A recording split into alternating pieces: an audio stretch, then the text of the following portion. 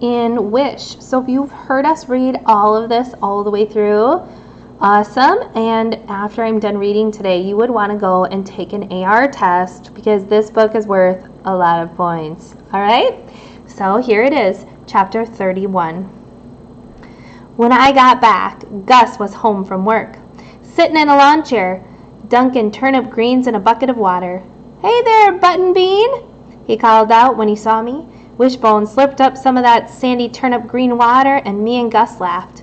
Bertha's cat named Lula May sauntered over and rubbed her head against Wishbone's leg. He gave me a mournful look, but he let her do it. Later, while Bertha put turnip greens and cornbread and tuna casserole on the table, she told me we would talk about everything after supper. I didn't know what talk about everything meant, so I just said okay. But inside, I felt scared. I pushed tuna casserole around on my plate and didn't say much, while Bertha told us about an old friend of hers whose son ran off and joined the army. "Honest to goodness," she said, "the way she keeps crying and carrying on, you'd think he jumped off a cliff." After supper, I helped her clean the table, and then we went out on the porch to eat peaches with vanilla ice cream. I watched the lightning bugs twinkle down below and waited for some of us to talk about everything. Finally, Bertha started. "So, Charlie," she said, "I talked to social services today and told them I didn't think your situation at home has improved after all. I told them I thought maybe they'd made a mistake." "You did?"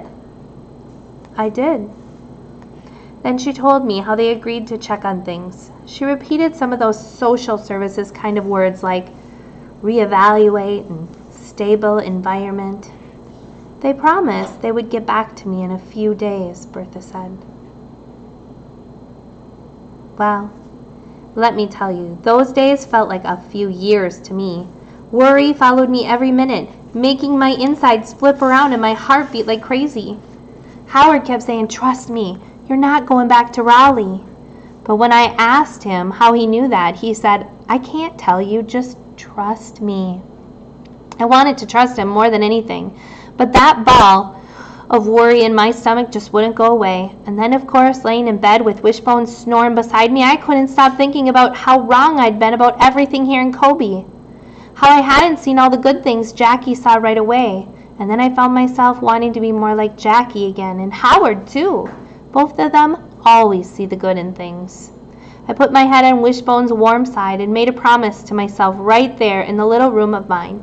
No matter how things turned out, I was going to try to see the good in things, like Jackie and Howard. I knew I'd probably always have to say pineapple once in a while on account of Scrappy's temper that I have. But who knows, if I tried hard enough, maybe someday somebody might even call me good-hearted. Those days dragged on, and every little thing I looked at nearly turned me into a crying baby, thinking I might be leaving. Bertha stirring grits by the stove with a cat at her feet. Gus out in the garden in his greasy baseball cap, picking nasty green worms off the tomato plants. Even the shed and the porch and the lawn chairs and the canning jars lined up on the shelf in my room made me sad. I tried to stay busy at Howard's, but then, being at the Odoms, like to broke my heart. That ratty old couch on the porch, the yard full of bicycles and balls and dirty sneakers, and of course Howard studying his fort plans like he was building a castle, and heading out to the edge of the yard with the up-down walk of his. Finally, after a few days, the kitchen phone rang while me and Bertha were out on the porch eating egg salad sandwiches for lunch. She answered it and talked for a while, and when she came back out, the look on her face told me something good was about to happen. "How would you like to stay here with me and Gus, Charlie?" she said. "Oh, my heart nearly leaped right out of my chest. "Stay?" I said. Bertha nodded. "Stay." "For how long?" Then Bertha said almost the exact same words that Jackie had said on the last night in my room. About how long Scrappy was going to keep on being Scrappy and Mama was going to keep on being Mama. And then she told me as long as she had breath in her body, she was going to make things right for me.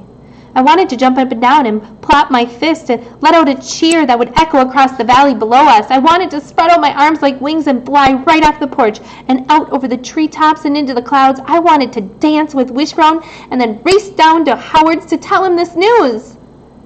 But what I did first was hug Bertha. "Yes, ma'am," I said. "I would like to stay with you and Gus." And I hugged her one more time and I added, "I would like that a lot." Bertha looked at me all teary-eyed and said, "Guess what I'm going first thing tomorrow?" "What?" "I'm getting every single one of those dang canning jars out of your room."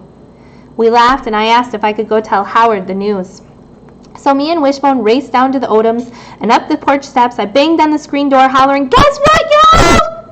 I didn't even have to wait for anybody to come to the door. I burst right into their living room, which I knew was not a very nice thing to do, but I couldn't stop myself. Howard jumped up from the couch and Mrs. Odom came running in the kitchen and I said, "I'm staying here. I'm not going back to Raleigh."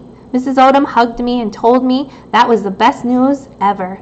But Howard just said, "Told ya." Then he gave Wishbone half a vanilla wafer and said, "I knew you were staying here." "But how'd you know?" I asked. "'Cause that was the other part of my wish," he said. "That day at the creek, I wished that you would be my friend and stay in Colby." "You did?"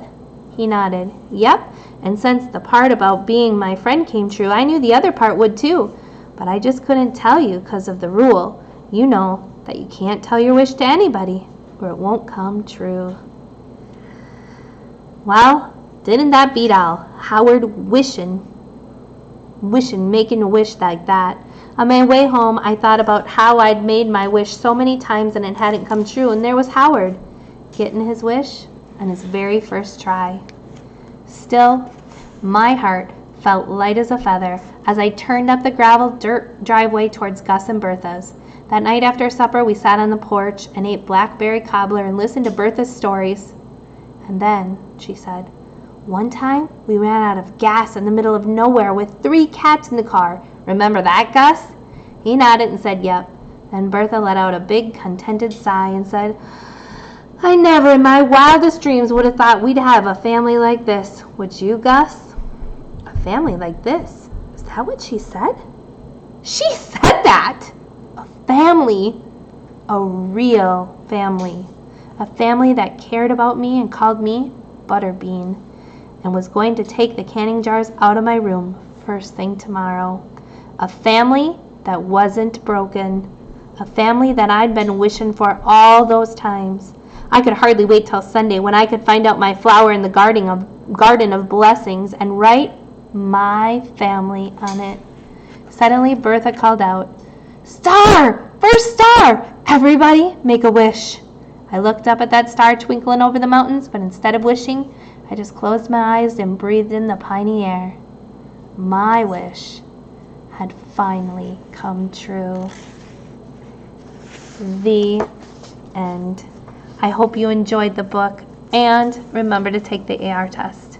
Have a great day. I hope I didn't make you too hungry for